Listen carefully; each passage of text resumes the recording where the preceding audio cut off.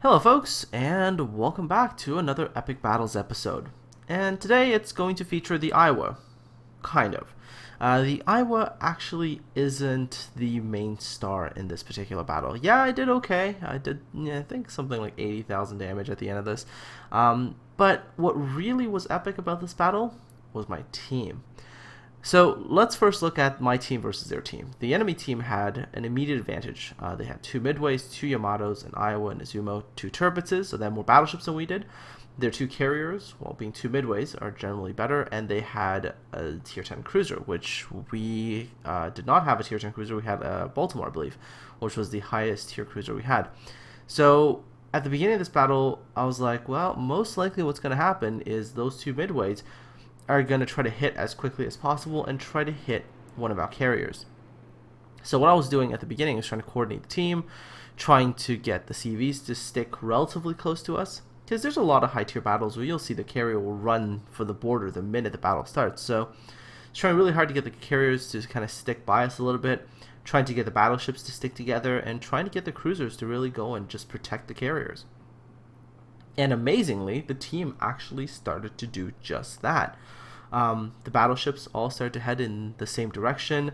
The cruisers started to go towards where the carriers were. I was just kind of like, wow, this team, they're actually playing together. This is fantastic. The 2 carriers on my team, a Hakuryu and a Midway, they try to go and snipe the enemy team's carriers, but the enemy team as well decided to get together and initially, at the beginning at least, play together. And so if you pay attention to the chat, what you'll see is that our carriers get their planes over there, and those planes pretty much get chewed to pieces by the enemy team's anti-aircraft guns. What I'm going to be doing pretty much in this battle is initially trying to just stick together with my battleships and at the same time be close enough to the carriers that I can provide them with some anti-aircraft fire. Although the Midway initially went a little bit further away. However, when I did point out to the Midway to come back, and he was in my division actually, when I pointed out, come on back, the Midway turned around and started heading back towards us. So as you can see, this team of mine is really sticking together. I mean, this you don't really see that often. I got close to a carrier, maybe a little bit too close to the Hakuryu. But for a while there, actually, if you pay attention to where the Hakuryu ends up, the Hakuryu sticks really, really close to the battleships. In fact, I think the Hakuryu was almost pretty much right at the front lines for the first maybe quarter of the battle, which is also extremely rare. A lot of carriers, like I said, have that tendency of wanting to hide, way back instead of being relatively close. And being relatively close has its advantages when you're in a carrier. First of all, you become one of those things that another carrier can't really attack. There's just too much anti-aircraft around you that it becomes just too costly to try to attack something in a mob. Carriers would rather go for things in isolation. Also pay attention to the minimap right now. That cruiser that went up to protect the carrier, he could have just left. That cruiser could have just said, nope, you know what? You are being an idiot. You're going far away from the team. I'm going to leave you. But that cruiser on our team stuck by our Midway and escorted him all the way back to where the team was. Now at this time, right now, I'm seeing that on the 10 line, one of the Midways is sending a strike up that direction. So the whole team, and not just me, has been pinging that area and going, hey, look here, there's planes here. And the carriers are getting that early notification. It actually is quite important for a carrier player to have the team keep eyes out for the carrier as well, because as a carrier captain, sometimes when you're trying to attack an enemy ship and it's well guarded and you're desperately trying to deal with both the barrage abilities and enemy fighters and fighter scouts and so on and so forth, a lot of your cognitive resources are on your attack aircraft and you're trying to manage them perfectly. During this time, it's hard sometimes to pay attention on defense because, especially if the bombers are coming up the edge of the map, you might not notice them. And so if the team points it out, it really is beneficial because it gets the attention of the carrier just for that split second to look at the mini-map so they can take some sort of defensive action. If you look at the map right now, this enemy's Midway's torpedo bombers is coming for our Midway. But we've got 3 fighter squadrons on those torpedo bombers, and I've got the AA going off. There's a bunch of other AA going off from the cruisers, from the actual carrier, and most of those Midways torpedo bombers never even make it. One managed to get a torpedo drop off. One. And that single torpedo would have actually missed had our Midway not turned into it. So that first strike by the enemy Midway basically did nothing. Now at this point in time, our team has sort of become two separate groups. There's me back here with the Midway and a couple of cruisers, and there's the rest of the team with all the battleships and the Hakuryu that's around where the 7-8 lines are. And right now this is fine because our team over there with all the battleships and that one carrier can hold their own. Most likely the carrier that is on the enemy team cannot attack that group. There's just too much AA there. They're attacking the group over here where I am at because we do have slightly weaker AA. But it's still enough for us to at least prevent any of the major ships in our group from getting damaged or getting attacked, because the Midways bombers and torpedo bombers are still getting chewed to pieces. So eventually the Midway just decides we're just going to go for a cruiser, and they are able to do some damage to that Atago. So they did get something, but overall, in the grand strategy of losses and whatnot, they really didn't do all that much. The rest of the bombers, the dive bombers, pretty much got chewed up to pieces. And in that first attack, essentially, by the enemy carriers, I managed to shoot down 12 of their planes already, which is not bad.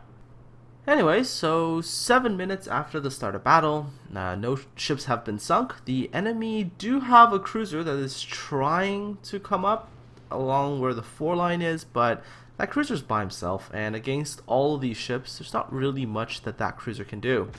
Of course, the minute that that cruiser decides to start opening just that broadside a little bit, I fire my salvo, and there you go, kill number 1 secured.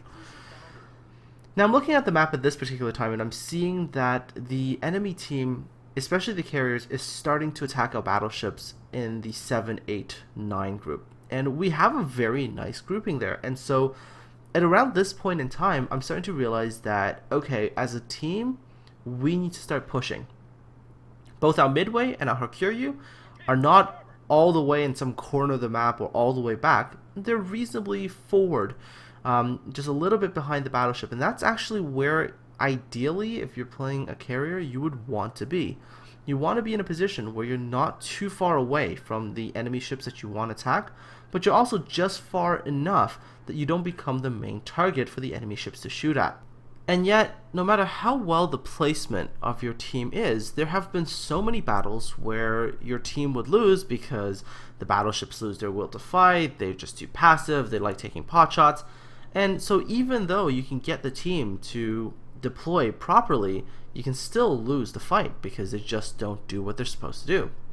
But in this particular battle, the battleships just seem to get it, because if you look at the map, the battleships are beginning to push, and almost as if, you know, the carriers are so aware of this push that's happening, the carriers just kind of get right behind and start moving up as well.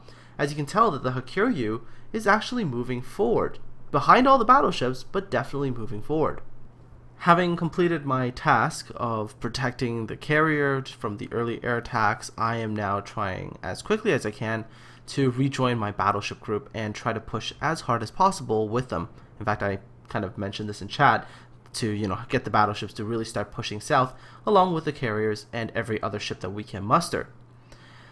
The enemy carriers' efforts, however, if you pay attention to the map, is a little bit uncoordinated, if that's a way to describe it. Their planes are kind of all over the place. They picked off one of our cruisers all the way back in our cap, where there's hardly any ships left except for one cruiser. There's a destroyer there. Their bombers are trying, but it's all sort of very divided up. On the flip side, our carriers are actually focusing on this one group of ships that is impeding our push.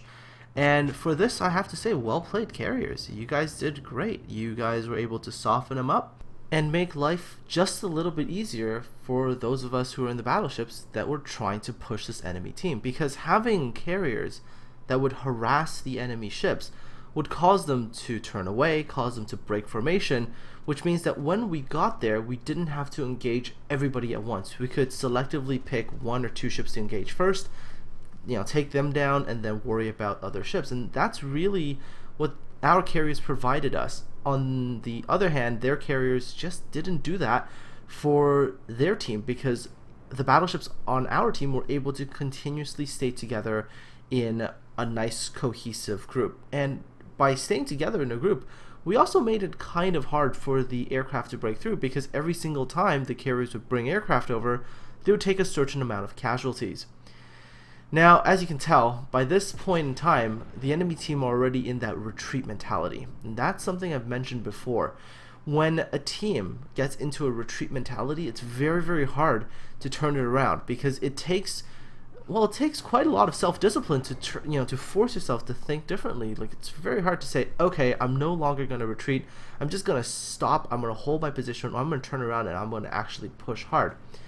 And when the retreat mentality begins, most times what you see is just this all-out retreat where everybody starts falling back, and then it just makes it easier on the pushing team, because now all I have to worry about is constantly just maintaining that offense. Finally, the Midway does finally bring 2 torpedo bomber squadrons to attack our battleship, but even then, first of all, massive casualties taken, only recovered I think it was only 1 torpedo bomber that made it back. Actually, no, none of them made it back. They all got shot down.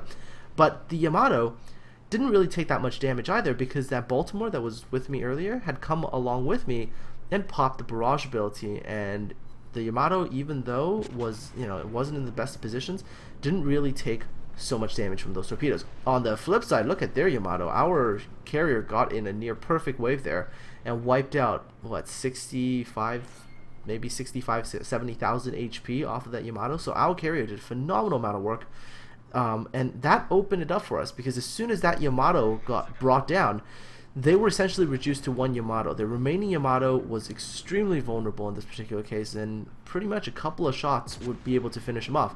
It also prevents that Yamato from turning it around and rushing us, because immediately just lost all its HP, and when you don't have the HP, you just don't push. However, I had a bit of a mistake here. I'd pushed out, I'd pushed far, and I didn't really notice that the Izumo on their team had turned around. So the Izumo caught me a little bit by surprise here, and I should have picked him up. I was a little bit too focused on the group ahead of me, and I didn't really pick him out. This Izumo could have messed me up, because I was at one point showing a broadside to that Izumo. Now, take a look at my position. I'm still in the lead of the team.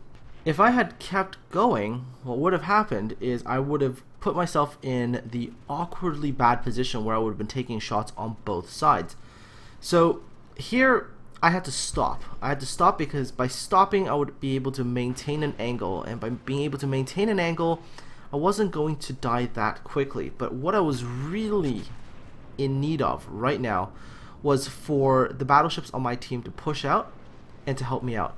I needed them to push out, to take some of the attention, some of the fire away from me, so I could focus down something on my side, namely this Izumo, because the Izumo had actually stopped and it was presenting me a relatively good angle to shoot at. Now, actually, if you saw earlier, I put in a salvo, I think, with about 24,000 damage or 25,000 damage into the Izumo.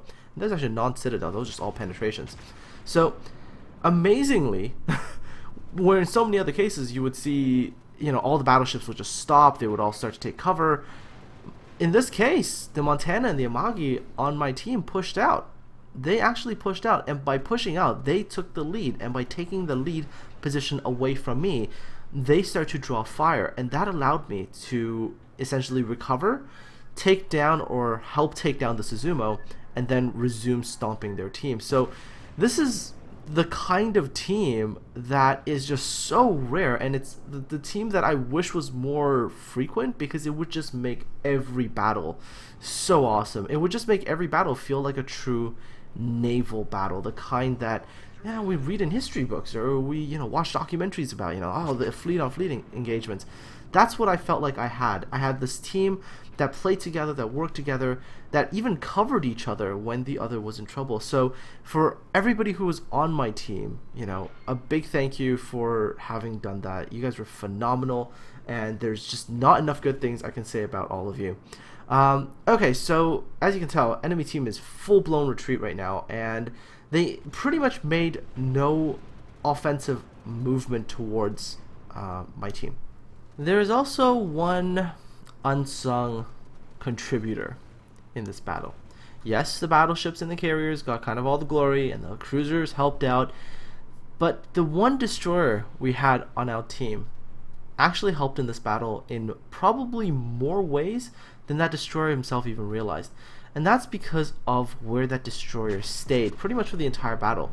The destroyer stayed around the sort of 4-line, sort of where our cap is, and by being there, and I'm not even sure if the destroyer was aware of this, but by being there, our team was able to push very, very confidently towards the enemy cap, because we knew that if there was any ships, cruisers, whatnot, that were trying to make a fast push into our cap, the destroyer would see them, and by using its torpedoes, especially because it is a Fubuki, by using its torpedoes, it most likely could delay or at least distract the ship that was pushing on that side enough that it would give us a chance to either react or to push faster. So by having that destroyer there really helped us, because we didn't have to expend any other resources in terms of aircraft to scout their area out, and it also gave the battleships just this confidence that we could just push and win. And so that pretty much was the end of the battle. The Zale on their team took 2 torpedoes, got dropped to 1 HP, got finished off, and we collected enough points to win. And this battle was absolutely epic for me, because teamwork, folks. It was teamwork that won this, because the enemy team absolutely had an advantage when it came to ships. And that's all, folks, for this episode of Epic Battles. Hopefully you've enjoyed this demonstration of teamwork, and hopefully you're as excited as I am to see what maybe Clan Wars would look like in the future for World of Warships. Anyways, if you like what I'm doing, don't forget to like and sub. Aside from all that, I wish you all a great day, and I look forward to seeing you all on the high seas.